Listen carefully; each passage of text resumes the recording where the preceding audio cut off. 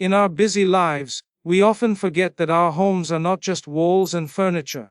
They are places where blessings or harm can dwell. Many of us wonder why we sometimes feel a lack of peace, constant tension, or unseen heaviness in our homes. Islam teaches us that angels, carriers of Allah's mercy, may choose not to enter certain houses. The reasons are shocking, yet they are entirely within our control. Today, let's uncover these reasons, so we can invite back the tranquility that only Allah can send through His angels. One of the main reasons angels do not enter a house is the presence of images or statues of living beings. In Islam, the prohibition of such images is not merely a cultural restriction, but a divine command rooted in the wisdom of protecting the purity of faith and the spiritual atmosphere of our surroundings. The angels, who are noble creations of Allah, are sent to bring mercy, protection, and tranquility to the homes of believers, but they avoid spaces that contain elements displeasing to Allah. When images or statues of living beings, humans or animals, are displayed, it becomes a barrier to their entry. These objects can be in the form of framed pictures hung on the wall, decorative statues on shelves, or even posters and art pieces that portray living creatures in a realistic form. The underlying principle is that such depictions can lead to subtle forms of pride, idolization, or even the imitation of creation that belongs solely to Allah. In earlier times, idols and statues were directly linked to acts of worship, but even in modern homes, such images can carry influences from cultures and beliefs that contradict the purity of Tawhid. Moreover, they can invite unnecessary attention from unseen forces that are not angelic, leading to disturbances or loss of peace. Many people keep such items unknowingly, thinking they are harmless decoration, but from an Islamic perspective, they create an environment where Allah's most beloved servants, the angels, choose not to remain. Even though photography has become a normal part of our lives, we must be cautious about what we display prominently in our living spaces. If these images are not necessary, such as for official documents or identity purposes, keeping them out of the main areas of the home and avoiding their glorification helps preserve the spiritual atmosphere. Angels bring blessings, but they are also symbols of purity, obedience, and submission to Allah, and they are not comfortable in places where His commands are disregarded. By removing such items from our homes, we create a space that aligns with the natural fitrah of the believer, a space where remembrance of Allah is central and distractions from faith are minimized. The beauty of a home should come from its light of Iman, not from physical objects that compromise the presence of divine mercy. Every believer should assess their home with sincerity, not out of fear of judgment from others, but with the goal of attracting the unseen blessings that Allah has promised. When we are mindful of what we allow into our homes, we are also mindful of who we are inviting into them in the unseen realm. A clean, simple, and pure space becomes a place where angels feel welcome, and where the atmosphere reflects the serenity of the Deen, making it a sanctuary not just for the body, but also for the soul. Another major reason why angels do not enter a home is the presence of dogs without necessity. In Islam, dogs are not considered impure creatures in themselves, as they are part of Allah's creation, but there are specific rulings regarding their presence within the living spaces of a believer's home. The Prophet Muhammad clearly mentioned in authentic Hadith that angels do not enter a house in which there is a dog, except for certain cases where keeping a dog is necessary, such as for guarding livestock, protecting crops, or serving as a guide for the blind. The wisdom behind this ruling is rooted in both physical and spiritual considerations. Physically, dogs can carry impurities, especially in their saliva, which requires a specific method of cleaning if it comes into contact with utensils or clothing. Spiritually, their constant presence indoors, especially without necessity, creates an environment where the angels, who are pure and bring mercy, do not remain. This is not about hatred toward dogs, as Islam encourages kindness toward all creatures, but about preserving the sanctity of the home as a place of angelic presence and divine blessing. In many cases, people keep dogs purely for companionship or as a fashion trend, without realizing the spiritual consequences it brings. Over time, the absence of angels from a home can lead to a decrease in tranquility, subtle increases in tension, and even disturbances from other unseen forces. This is why the Sunnah encourages believers to keep dogs outside of the main living spaces, if there is a valid reason to own one, ensuring the home remains spiritually clean. The mercy and protection of Allah often come through His angels, and if our lifestyle choices create a barrier for them, we are essentially closing the door to blessings we desperately need in our lives. Modern society may normalize the idea of having pets in every form, but a believer's standard is always guided by divine wisdom rather than trends. Understanding this ruling requires humility and submission, knowing that Allah's commands always carry benefit, even if we cannot fully grasp every detail. By adhering to this teaching, a Muslim not only safeguards the physical cleanliness of their home, but also its spiritual purity. It is important to differentiate between necessity and desire, to assess honestly whether the presence of a dog is fulfilling a genuine need, or simply a personal preference.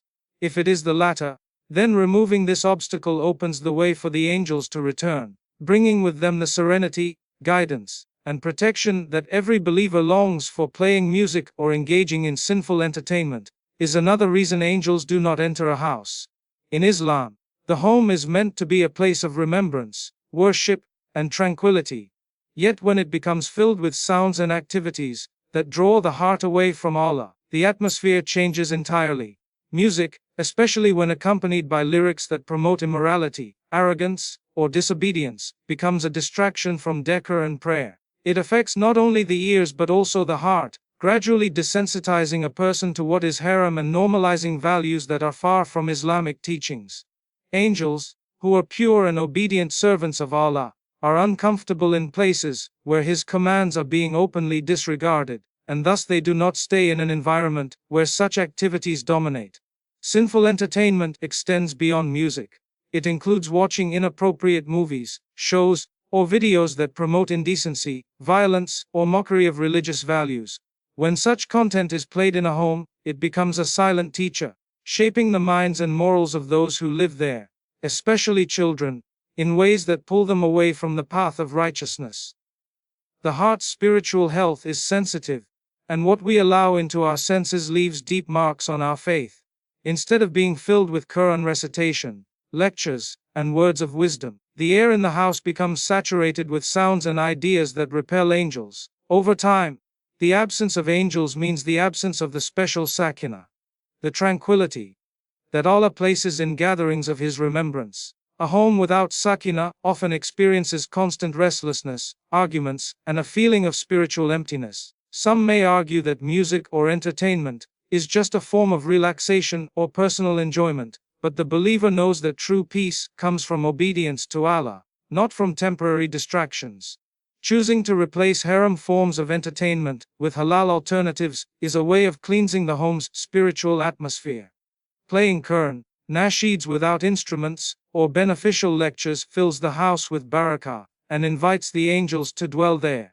The Prophet described the angels gathering, where Allah is remembered, and fleeing from places where sin is committed. So our choice of what plays in our living rooms, kitchens, and bedrooms directly affects who enters and stays in our homes in the unseen world.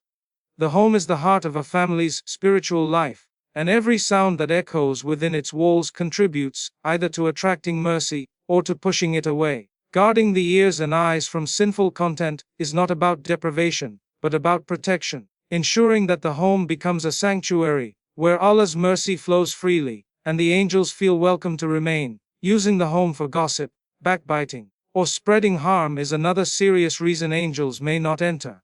Islam teaches that the tongue has the power to build or destroy, to spread light or darkness.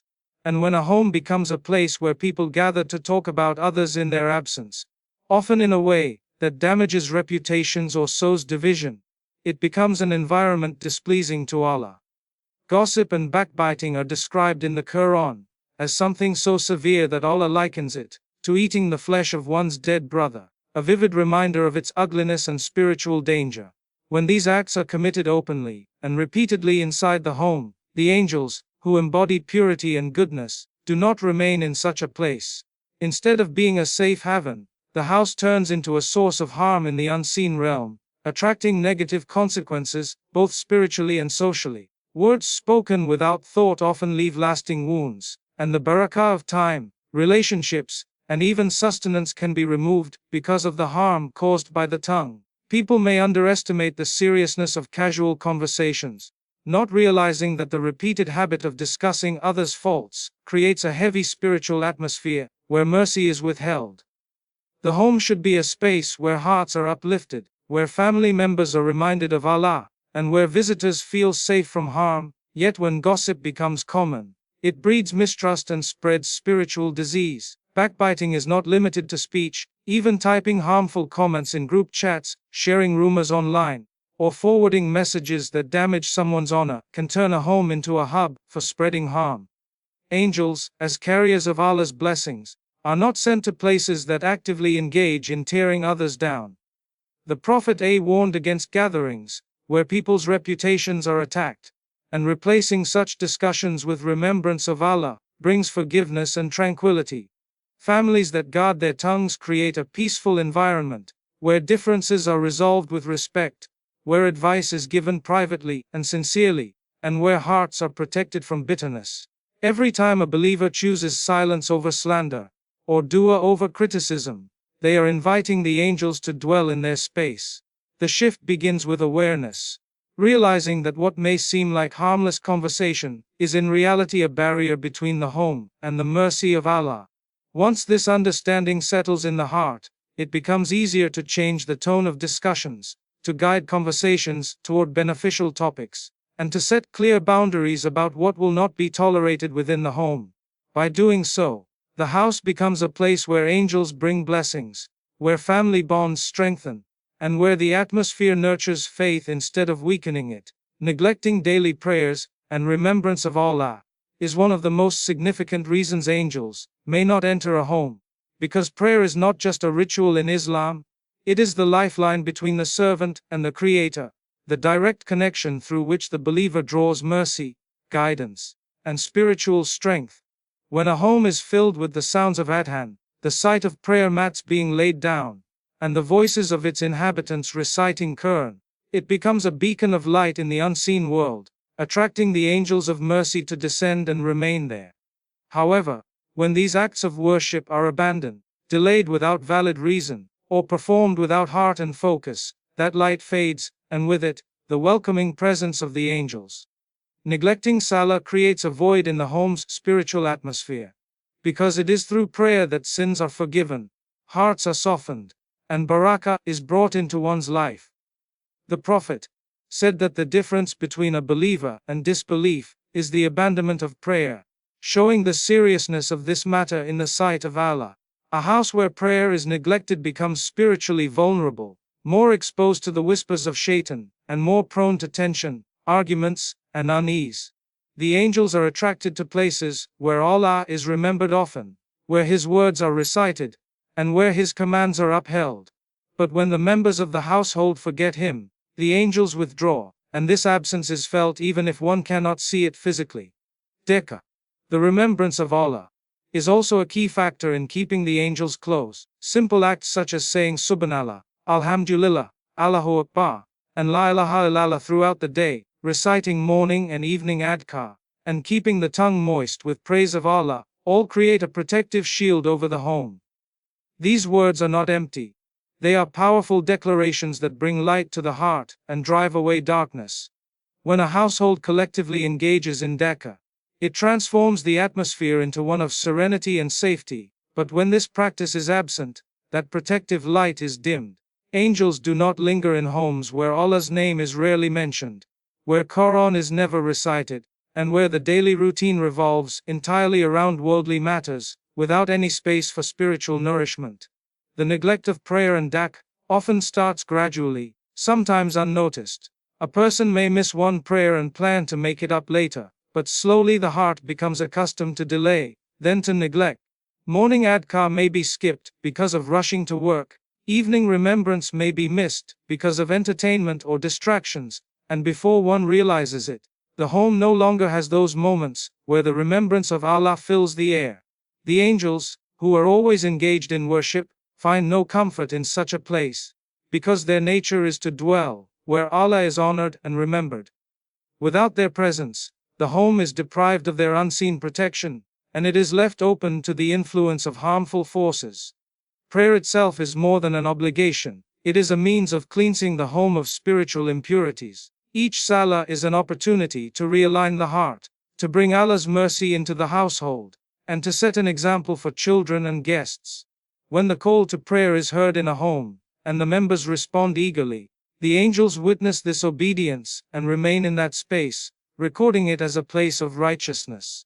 But if the call to prayer is ignored, if the mats remain folded in the corner, and the hearts are too busy with worldly distractions, the angels turn away. This neglect not only impacts the relationship between the servant and Allah, but also weakens the spiritual fabric of the household itself. It is important to remember that angels are drawn to purity, obedience, and remembrance. A home that lacks these becomes a place where the spiritual air feels heavy, where peace is scarce, and where unseen harm may find easy access. The presence of angels is not just symbolic, it is a source of real barakah, blessings in health, time, wealth, and relationships. Without them, even the most luxurious home can feel empty, restless, and cold. On the other hand, even the simplest home can be filled with joy, comfort, and tranquility if it is alive with prayer and dhikr. Establishing prayer in the home requires discipline and intention. It means setting fixed times, calling the adhan even if it is only for oneself, praying in congregation with family members whenever possible, and making the act of worship a central part of daily life. The home should have a designated clean space for prayer, a place where Quran is recited, and where Allah's name is spoken regularly. When guests visit, they should see and feel that the remembrance of Allah is a priority in this house. Such consistency invites the angels to enter and remain, and it creates a spiritual environment that nurtures faith for everyone living there. Remembrance of Allah should also extend beyond the prayer times. It can be woven into the small moments of life, saying Bismillah before eating or leaving the house, praising Allah after blessings, seeking His forgiveness after mistakes, and expressing gratitude throughout the day. Families that make this a habit find that their hearts remain connected to Allah, and the angels remain present in their gatherings.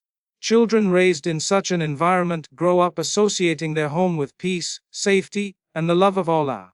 When prayer and dhikr are neglected, it is not only the angels who depart, but also the sense of divine closeness that every believer needs. Life becomes centered around the dunya. Worries feel heavier, and blessings seem to slip away unnoticed.